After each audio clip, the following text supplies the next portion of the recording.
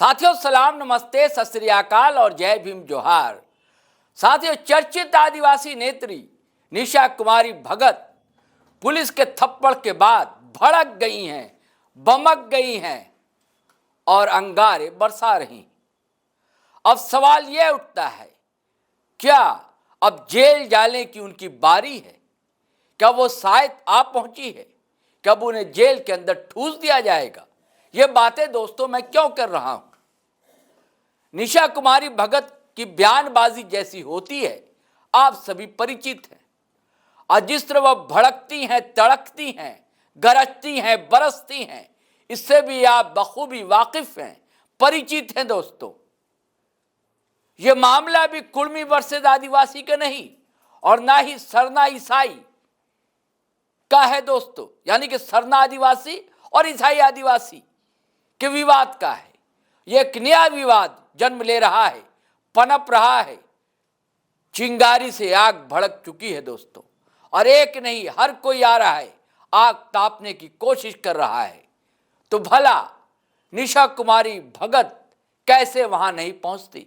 बात वही है दोस्तों, डीआईजी ग्राउंड कहा जा रहा है, रिम्स के पास हाई कोर्ट का आदेश था कि वह अतिक्रमण है, उसे हटाया जाए।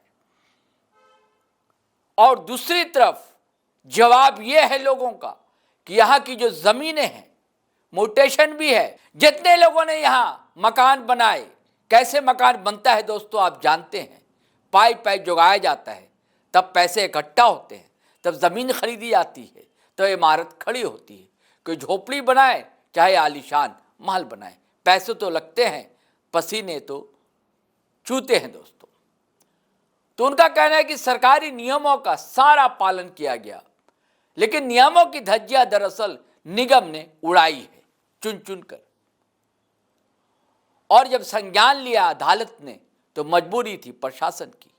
अब वह हथौड़ा ही नहीं चल रहा है, बुलडोजर चल रहे हैं और मकानात तोड़े जा रहे हैं।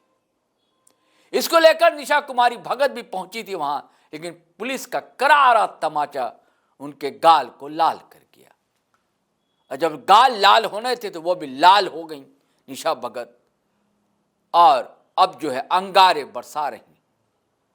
मीडिया के समक्ष उन्होंने सारी बातें जो रखी है दोस्तों मैं बताऊंगा, और मैं ये क्यों कह रहा हूं ये आप खुद समझेंगे कि अब जेल जाएंगी निशा कुमारी भगत। ये पूरी बातें उन्होंने मीडिया बंधुओं से साझा की हैं। मैं चाहता हूं दोस्तों सीधे आपको ले चलूं कि निशा कुमारी भगत ने आखिर कहा क्या है, वो सुनिए आप, फिर हम बात करते हैं। बच्चे रो रहे थे, वहां के जो बुजुर्ग हैं जिन्होंने अपनी एक एक कमाई का जोड़ा हुआ पैसे का उन्होंने मकान बनाया था। मकान बनाना सपना होता है, जीवन का सबसे बड़ा सपना। और हम जैसे जो यहाँ के बसिंदे हैं, आदिवासी चाहे मूलवासी बोलिए, सब एक एक रुपया जोड़ करके घर बनाया था उन लोगों ने। और ये सरकार जो कह रही है, ये प्रशासन जो कह रहा है कि हाई कोर्ट का आदेश है, हाई कोर्ट का आदेश है, तो ये देखिए, ये इतने सारे डॉक्यूमेंट्स जो कुछ एक घरों के बस है, जो रैयतों का है, जिनके पास में मोटेशन पेपर है, यहाँ के सीओ ने मोटेशन किया है, यहाँ के सरकार का, यहाँ के संविधान के तहत आने वाले जितने कर्मचारी हैं वो भी देखें कि किस तरीके से नगर निगम में उन्होंने नक्शा पास करवाया है, किस तरीके से उनका जमीन का एक एक रसीद काटा हुआ है। अगर संविधान में विश्वास रखता है, अगर नियमावली में विश्वास रखता है, अगर पदाधिकारियों में ये जनता विश्वास रखता है, तो जनता का जो दुख है, जनता का जो दर्द है, उसको कौन खत्म करेगा? ये चिंता का विषय है कि अगर आज घर टूट रहा है तो कहां है वो राजनीतिज्ञकार लोग जो जनता के लिए, जनता के द्वारा चुने गए थे, और जनता का विश्वास जीतने के बाद जनता को आज इतनी कड़ाके की जो ठंड है, उसमें बच्चे, बूढ़े, नौजवान सभी आज प्लास्टिक का समझ लीजिए टेंट बना करके वो आज अपना घर नहीं टूटने का अभी भी इंतजार कर रहे हैं। लेकिन दुर्भाग्य है हमारे झारखंड राज्य का कि लगातार पुलिस बल का इस्तेमाल कर हमें दबाया जा रहा है, हमें लूटा जा रहा है।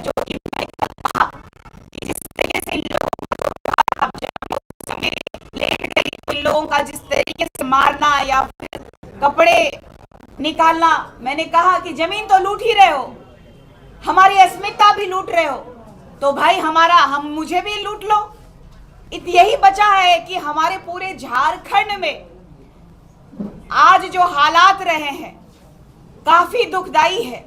एक तरफ हम अपनी जमीनों के लिए लड़ रहे हैं, लगातार संघर्ष कर रहे हैं, एक तरफ हम अपने समाज की रक्षा के लिए लगातार अपना धर्म और संस्कृति के लिए लड़ रहे हैं, और साथ ही साथ देख लीजिए कि क्यों हम आदिवासियों के साथ ही इतना ज्यादा दुर्व्यवहार किया जा रहा है। आप देखिए कि जो चतरा गई थी, इससे पहले भी चतरा गई, एक दिन पहले चतरा गई थी, वहां पे माइनिंग जो है, पत्थर माइनिंग को बंद नहीं कराया गया। कितना इस सरकार का प्रेशर है, दबाव है कि किस तरीके से माफियाज जो है, चाहे बालू माफिया हो, चाहे जमीन माफिया हो, चाहे कोयला माफिया हो, चाहे पत्थर माफिया हो, लगातार हमें शोषित कर रहे हैं। वहां महज 20 मीटर में स्कूल है, बच्चों का स्कूल, वहां घर है, उसको भी उन लोगों ने पुनः चालू कर दिया। जिस दिन मैं गई उस दिन डर से प्रशासन बंद करवाया, लेकिन मेरे वहां से जाने के बाद तुरंत वहां चालू करा दिया गया। जबकि वहां सीओ साहब आए थे, ये लिख के गए कि वाकई इस माइनिंग क्षेत्र के अंतर्गत ही आ रहा है कुछ घर, और वहां पे सरना स्थल है और यहाँ पे स्कूल बिल्डिंग है। उसके बावजूद इस सरकार में जनता का कोई सुनवाई नहीं हो रहा है। एक उम्मीद था, इस भारत देश का न्याय का मंदिर में विश्वास था, लेकिन वहां पे भी इन कागजातों को भी सही नहीं ठहराया जा रहा है। तो फिर ये जो नगर निगम का जो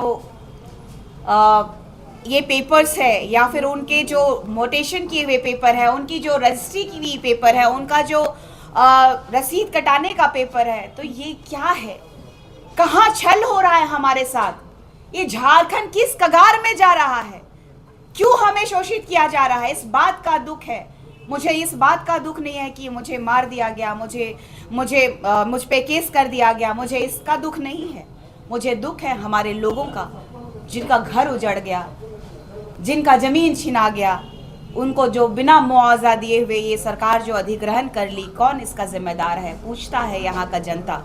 और केंद्रीय सरना समिति प्रखरता से इस पर कार्रवाई करेगा, और अगर वाकई इस झारखंड राज्य में आदिवासियों के और यहाँ के मूल वासियों के हितैषी हैं, तो यहाँ की जनता को विपक्ष का काम खुद ही करना होगा। मैं कल भी बोली, मार खाते खाते बोली कि यहाँ की जनता ने जिनको वोट दिया और जो जनता के हितैषी बनते हैं वो कहाँ है? जब इस भारत देश में सभी धर्मों को, सभी लोगों को समान का दर्जा दिया गया है, तो फिर आज हमारे आदिवासियों के साथ ही इतना बड़ा अन्याय क्यों हो रहा है? ये दुर्भाग्य का विषय है। आप वहाँ पर आंदोलन करने के लिए समिति इस पेपर के माध्यम से, जो हमारे पास एविडेंसेस हैं, उसके माध्यम से जो भी वहाँ के सीओ होंगे, जो भी यहाँ के नगर निगम के पदाधिकारी होंगे, सब पे टारगेट किया जाएगा और किसी को नहीं छोड़ेंगे। और इस सरकार को इन सब का मुआवजा भी देना पड़ेगा, इनको फिर से बसाना होगा। ये केंद्र सरना समिति ने प्रण लिया है। हमसे जो गलती हुई कि हम पहले नहीं जा पाए, लेकिन अब हमसे जो गलती हुई है, और इन जो कहा जाए तो इन जैसे पदाधिकारी जो घूसखोर, जो काले लिबाज में अपने पद को बेच देने वाले लोग, जो अपने ईमान को बेच देने वाले लोग, जो संविधान का मान नहीं रखने वाले लोगों को उनकी औकात दिखाने का काम, उनकी सही जगह दिखाने का काम ये केंद्रीय सरना समिति करेगी। बिल्कुल करेंगे, बिल्कुल होगा केंद्रीय सरना समिति की तरफ से।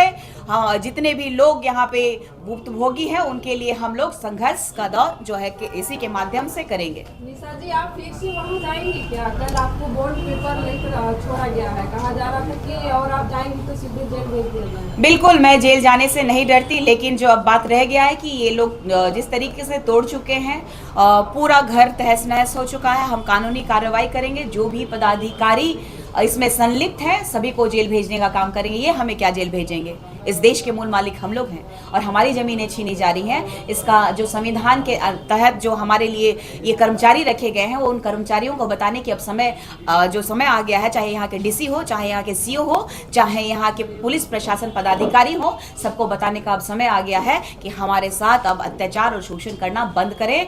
और इस हाई कोर्ट और सुप्रीम कोर्ट से पहले किसके लिए है ये सुप्रीम कोर्ट, ये हाई कोर्ट किसके लिए है, ये प्रशासन पदाधिकारी किसके लिए है, जनता के लिए है। जब जनता ही खुश नहीं है तो अगर जनता इसका पलट के वार करेगी तो इनको कितना तकलीफ होगा, ये इनको बताने का काम ये केंद्रीय सरना समिति करेगी। मैं मानती, लेकिन हमारे लिए ही कोर्ट है, ये न्याय का मंदिर है और न्याय के मंदिर में किसी के साथ अन्याय नहीं होना चाहिए था। कम से कम कुछ दिन रुकना था, जांच करना था, जांच के बाद जो भी निर्णय लेते वो निर्णय को हम लोग एक्सेप्ट करते, लेकिन सभी के सहमति से।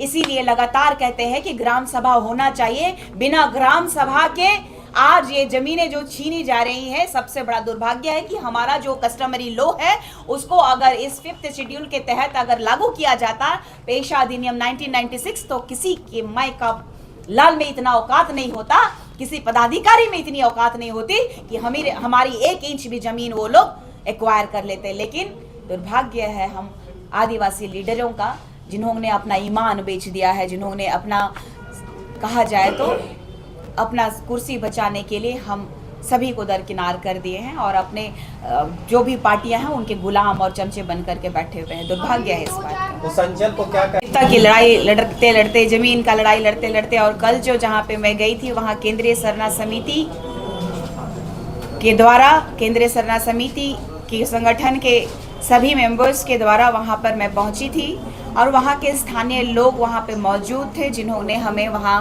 बुलाया था। और अब जो सिचुएशन रहा वो आप लोगों के सामने है, समक्ष में है कि हमने कहा कि बुलडोजर रोक दो, उन्होंने बुलडोजर रोक दिया। वो बुलडोजर को मैंने कहा वापस करो, वो बुलडोजर वापस ले रहे थे। लेकिन उसके बाद जो हुआ वहाँ पे प्रशासन के द्वारा, वो आप लोगों के समक्ष में और पूरे झारखंड वासियों के समक्ष में, भारतवासियों के समक्ष में ये पूरा परिदृश्य जो है, जो बर्बरता है वो दिखाई दिया है। ये मैं नहीं, ये यहाँ झारखंड की जनता जो कि मुझसे प्यार करते हैं और यहाँ रहते हैं, जिनके लिए मैं संघर्ष कर रही हूँ, जिनके लिए मैं लड़ रही हूँ, वो निर्णय करेंगे कि इसका क्या करना चाहिए।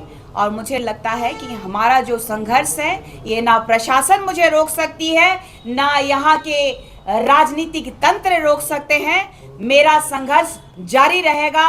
मेरी जहां जरूरत होगी हमारे आदिवासियों को, हमारे मूलवासियों को, मैं उनके लिए वहां पे खड़ा रहूंगी और हमारा केंद्रीय सरना समिति खड़ा रहेगा और लगातार हम जल जंगल जमीन और अपना अस्तित्व को बचाने का काम करेंगे।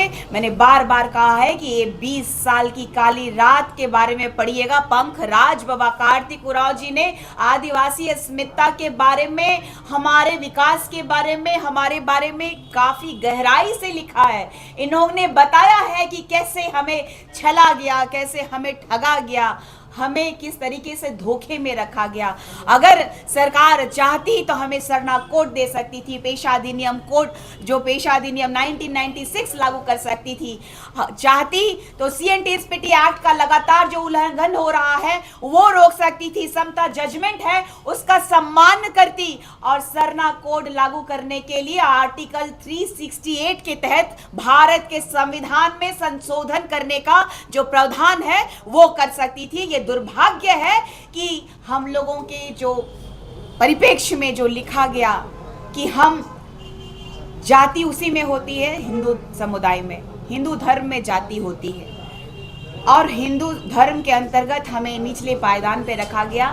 बेहद गरीब पिछड़ा आदिवासी के रूप में हमें आदिवासी का एक टैग तमगा थमा दिया गया। लेकिन जो 1961 की जनगणना के बाद हमारा जो धर्म कॉलम हटा दिया गया, इसीलिए हमारे आदिवासी कभी हिंदू लिखते हैं तो कभी अन्य में लिखते हैं। हमें विभ्रमित किया गया। हमें जब हिंदू, मुस्लिम, सिख, ईसाई जब कहा जाता है हम सब भाई भाई, तो आदिवासी को छोड़ दिया गया। इस दर्द को महसूस करते हुए पंखराज बाबा कार्तिक उरांव जी के आदर्शों पे चलते हुए भगवान बिरसा मुंडा जी के आदर्शों पे चलते हुए मैंने प्रण लिया है कि हम झारखंड को बचाएंगे, हम अपने जल जंगल जमीन को बचाएंगे, अपनी अस्मिता को बचाएंगे, अपनी माटी को बचाएंगे। जय जोहार, जय झारखंड, जय सरना, जय आदिवासी। तो चलिए साथियों, आपने सुन लिया निशा कुमारी भगत ने क्या कहा। अब देखिए, वो तो खुद तैयार हैं। वो कहती हैं कि जेल जाना पड़े तो जाना पड़े, मैं तैयार हूं उसके लिए। लेकिन सवाल ये भी उठता है कि क्या उनका सवाल अदालत से है, या उनका सवाल केंद्र सरकार से, या उनका सवाल हेमंत सरकार से, या उनका सवाल प्रशासन से।